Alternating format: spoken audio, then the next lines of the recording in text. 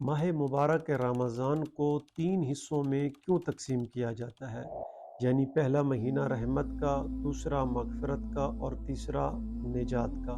یہ تربیتی پہلو اس میں ہے، کیونکہ انسان شروع میں اس کا نفس کمزور ہوتا ہے، انسان ضعیف ہوتا ہے، تو خداوند اس بندے پر خصوصی رحمت کرتا ہے، اسے توفیق عطا کرتا ہے۔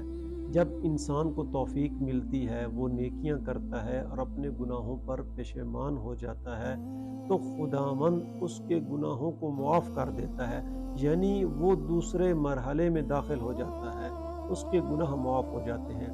جب اس کے گناہ معاف ہو جاتے ہیں تو اس وقت اس کی روح پاک ہو جاتی ہے، وہ جو گناہوں سے آلودہ تھا اب وہ پاک ہو چکا ہے۔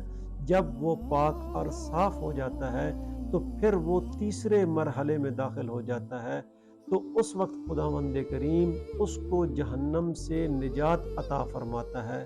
تو اس لیے یہ مرحلہ وائز خداوند کریم انسان کو بلندیوں تک پہنچانا چاہتا ہے، اور خداوند کریم اس انسان کو بار بار بلا رہا ہے کہ یا ایھا الانسان ما غرک بربک الکریم، اے انسان کس چیز نے تجھے اپنے کریم رب سے دور کر دیا؟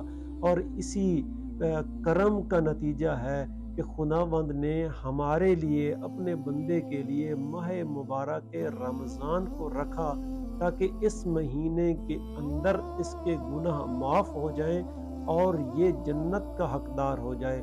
اسی لیے رسول خدا صلی اللہ علیہ وآلہ وسلم نے ارشاد فرمایا کہ بدبخت ترین وہ شخص ہے جو ماہ مبارک رمضان کے اندر بھی اپنے گناہوں کو بخشوا نہ سکے۔